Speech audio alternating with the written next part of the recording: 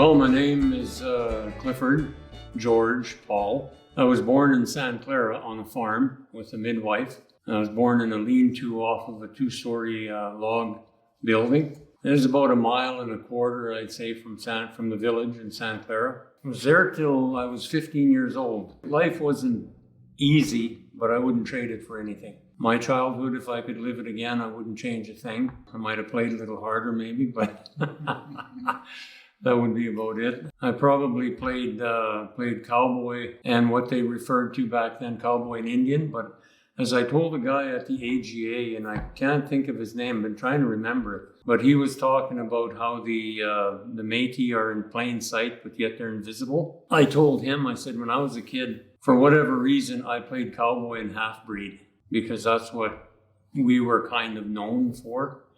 And I wouldn't say that people came right out and, said right straight to your face, you're nothing but a half-breed, but it was an understood thing. And it was kind of, you know what you are kind of thing.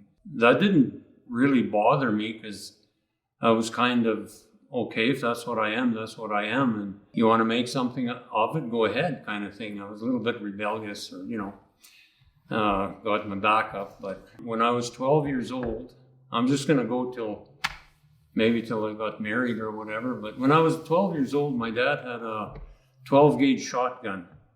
And I always wanted to go hunting, but what can you hunt with a shotgun besides ducks and things like that? So he when I was 12 years old, he traded the shotgun in for a 22 with the storekeeper in Clara. And I came home with the 22 and a box of shells, and he said, you can use half the box for practice, and then after that, I want meat kind of thing. Eh? So all it took was about 3 or 4 shells. That gun was just deadly, boy. It was just spot on. So then I would go hunting, and just a little humorous story here. Come home from school, we had a dog. He was just a mixed breed or whatever, but kind of like a collie though. I'd come out of the house with the 22, and he'd take off. We had a little lake on our quarter, and he'd be barking in no time. We had 5 partridges up a tree, padri, and I thought, well, I'm going to start at the top and work my way down. I shot the top one. When he fell past the rest, they all flew away. Being the overly smart Métis that I am, I thought, I couldn't wait to come home from school the next day. I come out of the house with the gun, same thing, he takes off. He had 4 partridges up a tree again. Eh? He's a good dog for that. And I started at the bottom and I got all 4 of them. I should have prefaced all that by saying that we grew up eating potatoes and bread. We never had meat, which I don't understand because we always had cows that we were raising for my aunt who owned the quarter. We'd butcher a couple of pigs in the fall and we'd have that till maybe Christmas. And then, back to just potatoes and bread.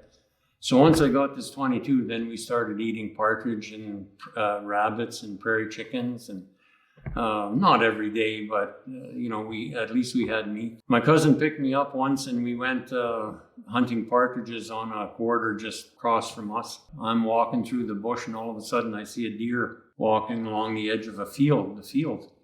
There was a fence there. So when I saw that deer, I dropped to one knee and I put the gun in an opening about that wide where he would have to walk through. And once I saw the back of the leg, I pulled the trigger. I had a long 22 long in there. And as soon as I shot, I took off running and I got to the fence in time to see that he was having trouble jumping over the fence that went like this. Eh? So anyways, long and the short of it is I killed the deer. We loaded it in the trunk of the car and took off as fast as we could and went to our place and under a big spruce tree. And we gutted and skinned and gutted it, buried everything. I'm not sure, but I think it was a 6-point buck. People would like that set today, but we buried everything because we were afraid of the gardiens to come. The game wardens come and I'd have lost my 22. My cousin probably would have lost his car if they could prove that. We had no rights back then, eh? And at that point, we weren't even known as Métis. We were still, that half-breed kind of whatever. That's how they looked on us as.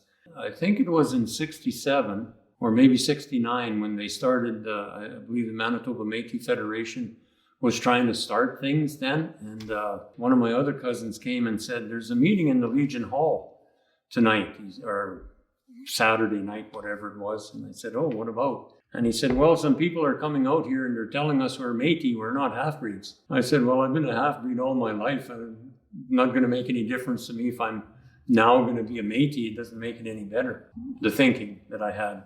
I got married in 1970, and in 71, we moved out of the area and moved to Rivers, where I was, to Dauphin first. I got some upgrading to become a mechanic. Because just going back to my upbringing, we were put down all the time. Nobody ever came to me and said, you should be proud of who you are. It doesn't matter what you're called. Believe in yourself, that kind of stuff. Nothing. All I ever heard was, you'll never amount to anything, I forget what time I started going to dances, but they would have dances at least once a month, sometimes maybe 2 or 3. So I know back-to-back weekends there would be some dances. And back then when I started going to the dances, it would be like old-time music, waltzes and two-steps, and I can't even think of all the names of them. Of course, they do square dancing. We can be hard on the youth, but back then too, I thought square dance was for old people. They'd say, come and dance, come and learn to. I'm not dancing a square dance. That's for old people. I love to watch them, because in the hall in Santa Clara, people, when they're standing there, they would be jigging. Oh, that was so good to watch. I learned to jig. I love to jig. Well, I wouldn't say I'm a good jigger, but I don't want to blow my own horn. But I never did do things for show. I did it for the entertainment, for the joy of doing it. So that's the kind of dancing, polkas and shawtees and things like that. And then on the downside of that, there's a lot of drinking in Santa Clara, and people were drunk every dance. So there'd be a fight every dance that there was. And I never ever had a fight in my life. I don't like fighting. I don't promote fighting, but I do believe in protecting my family. If somebody come after my wife, for example, I would do whatever it took to get him away from her, whatever, but I don't enjoy it and I don't believe in it. But what I really like about today is there is no more drinking. And I was observing here, before COVID, we had, I think, a quad derby at Center in Santa Clara. And people that used to fight each other we're all sitting there, we're having hamburgers and fries, and everybody's laughing and joking. No drinking. It's a dry place, eh? Yeah. Everybody's quit drinking, and so they can get along. I think that's one of the good things that happened in the village that I found. We would come back at least twice a month because of her family's here, and I mean, if you mention Santa Clara, and my last name is Paul. Oh, there's a lot of Pauls in Santa Clara, isn't there? Yes, there is. Mm-hmm. And it used to be us against other people. I won't mention any names in all this rivalry and fighting and stuff. And I noticed that gradually over the years there'd be less and less drinking, and the hotel closed in the village there. I don't know if it burnt down or if they tore it down, but it's gone anyways. I don't remember what happened to it, but to me that was one of the best things that ever happened to that village. I went to Dauphin for upgrading. There was level 1, 2, and 3. I needed level 2, equivalent of grade 10, to be able to take a mechanics course. I started school, and just one thing that happened, they called it new math. I think it was algebra or something, and we're all older people. Well, 20 and over, whatever. And we're out of school for a few years. All of a sudden, it just clicked in my head, and I knew it. And a friend from St. Rose, he came to me and he said, I see that you figured that out. Could you teach me? I said, sure. So at dinner time, when the teacher was gone, I'd go to the blackboard and we'd do problems, and pretty soon 2 or 3 others were, and all of a sudden the whole class was staying there and learning this new math, whatever it was. You know, where you got the brackets around some, whatever that is. I forget all that now. And one day the teacher came back about 10 minutes early. She opened the door and she just stopped there at the, you know, I'm at the blackboard and I stopped with my chalk. And she looked at me and she said, I'll see you after class. So myself and everybody in there thought they probably wouldn't see me tomorrow. But after class anyways, they're all going out and they're all giving me, you know, I hope nothing happens kind of looks. And then after everybody was out, she said, have you ever thought about taking a level 1 course and being a level 3 teacher? I said, no, never ever thought of that. I couldn't do that anyways. Because I had such a low self-image, I thought, I can't be a teacher. I mean, you got to be smart for that. And I didn't consider myself that at all. I said no to that. And the problem is I love to teach. I absolutely love to teach. And just a quick little blurb here. I became a minister, and some ministers preach and some teach, and I teach because it's a love that I have. And so I ended up doing that anyway. But after that, I took the mechanics course and I worked at Foreman Motors and Rivers for 23 years. I quit and became the pastor of a church. And no, we're not supposed to talk about church, but... So what were some of the challenges in the area for Métis people at the time? Just being called that. It was always done in a pretty much a derogatory sense, as opposed to, you know, somebody would say, oh, you're French. And right away that you might say, oh, parlez-vous français? And, you know, like nothing, and, oui, you know, whatever. And, but you say you're Métis. There's just a little subtle change you could see in their faces when you say that, you know. And I'm not sure that it wasn't partly our fault, because we might say, oh, I'm Métis, and I'm almost like, I'm sorry, but I'm Métis, you know. We weren't proud of it, right? No, we were not. But I was, and I think a lot of us, I shouldn't say for anybody else, but for me, I was kind of a little bit of a rebel. So if I said I was after we became Métis, but before, when I was a half-breed, I would, you know, again, I'd get my back up and, you know, make something of it. Let's do it. And so when we became Métis, it was like a step up a little bit. I'll say the way they were promoting it. And like right now, it says, I forget how the sign goes in our building now. It's been 2 years since we've been in it. But be proud of be Métis, be proud of being a Métis. And I have to say right now, I am absolutely proud to be a Métis. I have, you know, people ask me, what's your nationality? I come right out and say I'm Métis. And I don't say I'm Métis and I'm proud of it. I just say I'm Métis, but there's nothing in my demeanor that would kind of show that I don't like who I am. You know, Popeye says I am what I am. Well, we are what we are. And we need to be proud of who we are. We need to realize who we are, be proud of it in the sense not of being arrogant, but just of being knowing who we are, and well, I guess there's no other way of saying it, but being proud. Mm-hmm. Somebody wrote that song, "I'm proud to be Métis," and we need to be proud of who we are. Because like I'm 72 years old, and most of my young life I was put down for what I was. It caused me to have a low self-image. But today I know who I am, and nobody intimidates me. I don't care who they are. I don't care how many things they got behind their names or how high they are in whatever situation.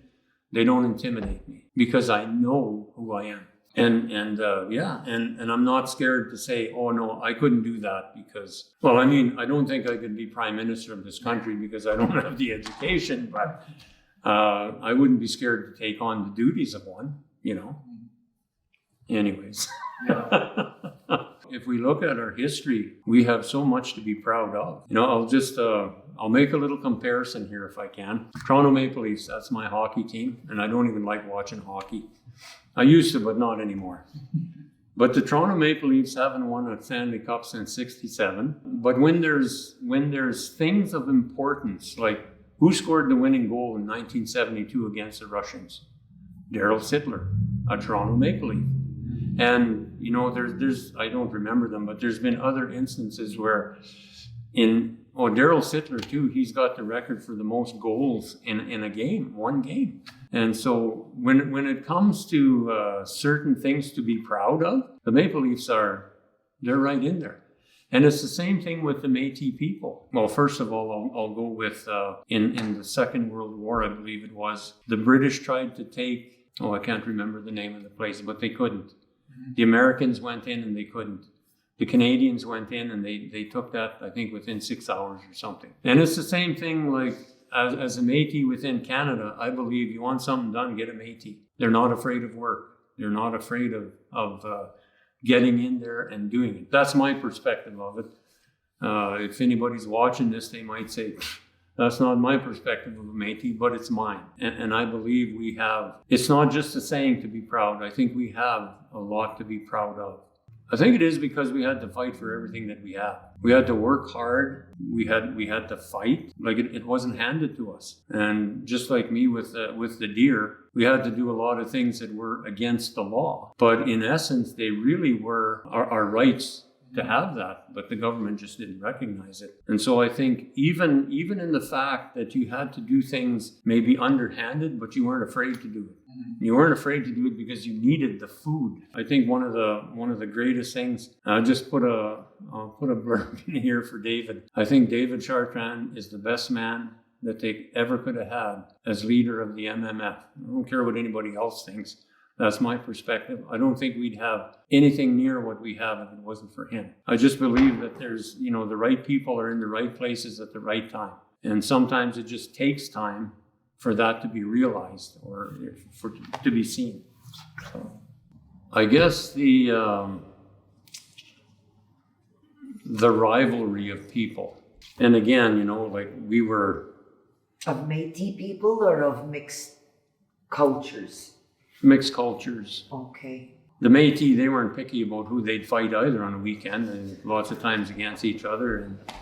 And that I'd like to say here that I've studied a little bit of history, and when the Americans came in to settle the West, so to speak, the natives would never band together. So they come in, they beat this tribe, they beat that tribe, and the tribes are fighting against each other. And so conquest of the West was really relatively easy. It was horrible for those that were scalped and everything by the natives. And it wasn't until Custer and, the Little Bighorn and all the different tribes got together, they defeated Custer. If they'd have done that right at the start, the West would have been a whole lot harder to win.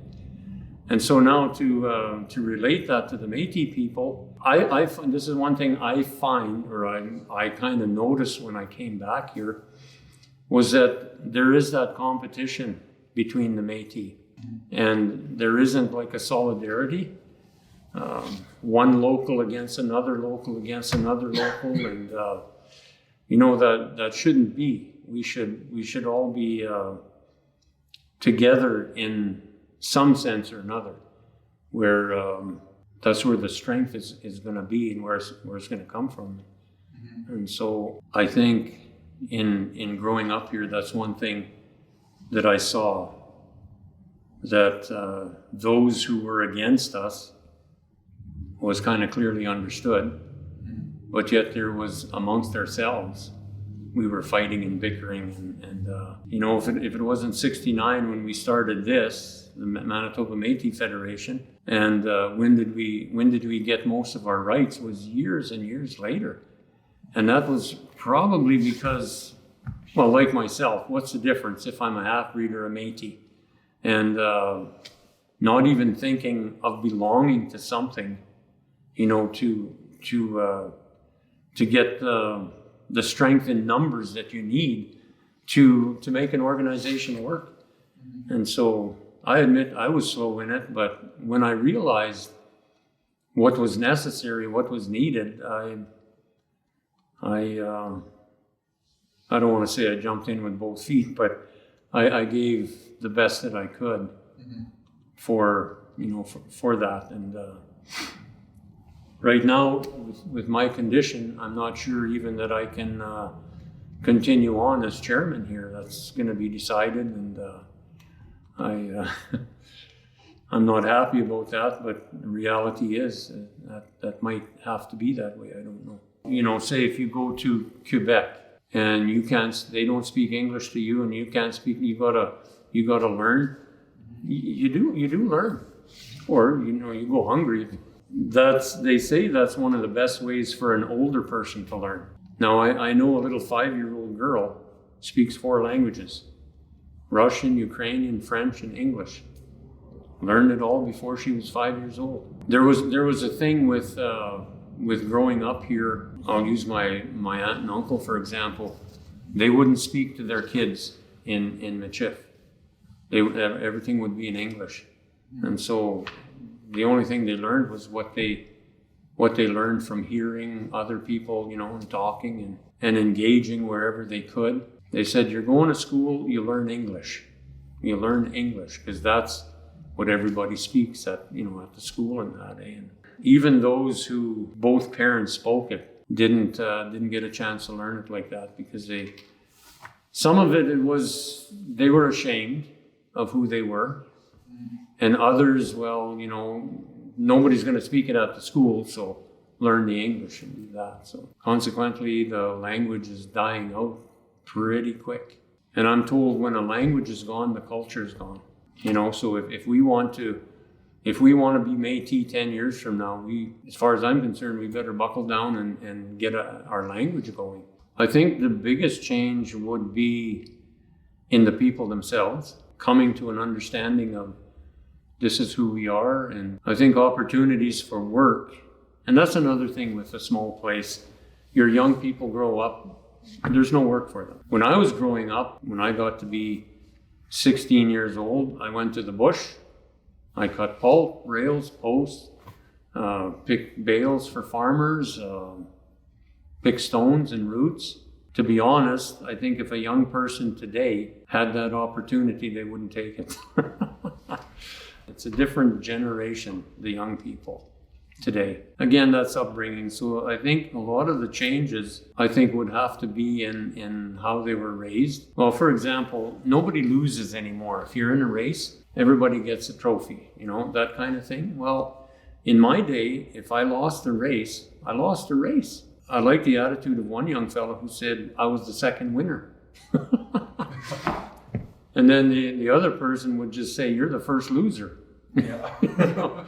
It's all in how you look at it. And I think the perspective or the outlook on who we are has changed. I think, some of the teaching that we've received about being a Métis and being proud of who we are has changed. I would say that's the biggest change that I've seen. What do you see as some of the biggest challenges today that the Métis people still face?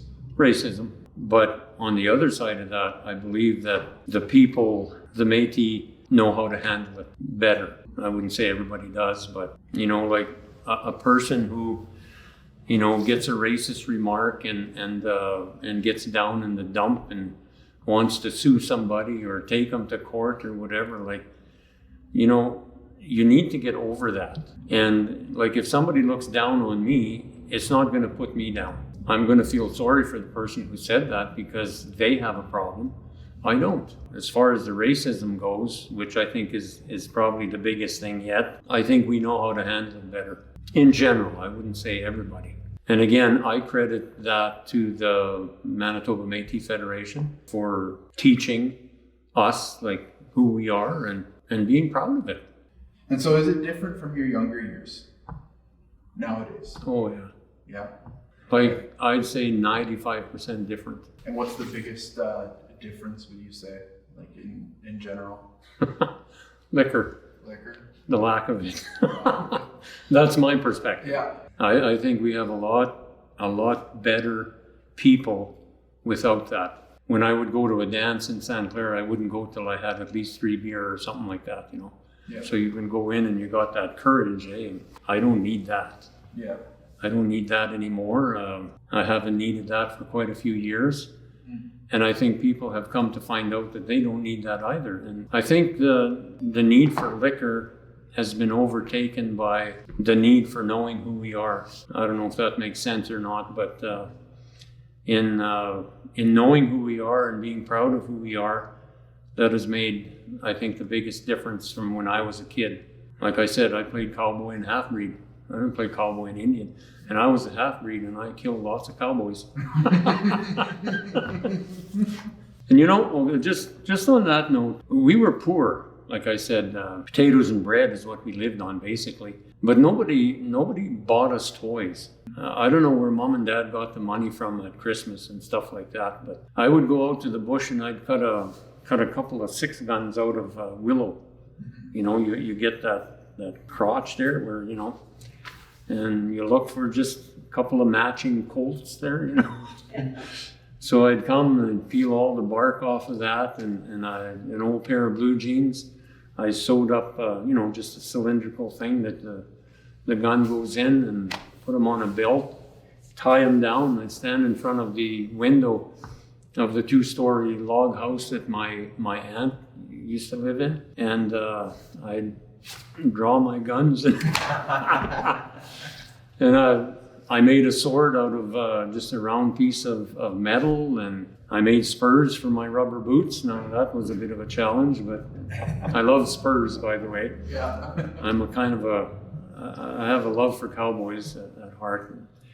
But I made all my own stuff, and nowadays, what do kids have? Phones and tablets and these games, you know, that they play, and I had to go out and make my toys. What's the role of our elders in helping our kids be proud of who they are? What's the role of our elders? To teach, to be an example, show the way. I guess that's part of being an example. But use the wisdom that we've acquired over the years to pass on to them. And young people, don't be like me. Don't think that dancing a square dance is for old people. Because one day, you know, we're all going to be old and wish we had done it like I right now. And so the role of the elders, I think the biggest thing is to teach and be an example. When I was 20 years old, I didn't want to live to be 40 because I thought 40 was ancient. When I got to be 30, 40 didn't seem that bad. And when I got to 40, I'm like, this is nothing. But I spent most of my teen years, I'm going to say, I spent with people that were in their 40s to 50. And I listened to what they said. Now, they may not have been the best examples of manhood or whatever, but, you know, there's wisdom in the old folks. And so to young people here, I would say, I'm 72 years old. I feel like I'm 40, except when I get up. The body doesn't allow that, but up here, that's how I literally feel. And I'll say this, my wife does not like to get old. She says, I hate this being old. And I said, you know what? We need to get old. We've been young and we need to be old so that we can pass on what we've learned to younger people. So younger people, if you're listening to this, take the advice of an old person. Number one, believe in yourself, primarily. Believe in yourself, be proud of what you are and who you are, and strive to be better each and every day than what you are today. Don't let anything be beyond your reach. Just because you're Métis doesn't make you less a human being or less of a person. You have the same abilities as anybody else. So if you believe in yourself and strive to go after the things, there's so many opportunities for young people today, way more than what I had. But there are so many opportunities for you. So listen, first of all, to older people. They've been there, done that, got the t-shirt or the nice red hoodie things. But they went through it. And an experience comes from making mistakes. And the mistakes that we made, which is called experience, you don't have to go through that. Take those words as good advice, so to speak. Don't let anybody put you down. You are who you are, and the only thing that you can do to be more than what you are is to be better than who you are. Strive to be better. Don't be status quo.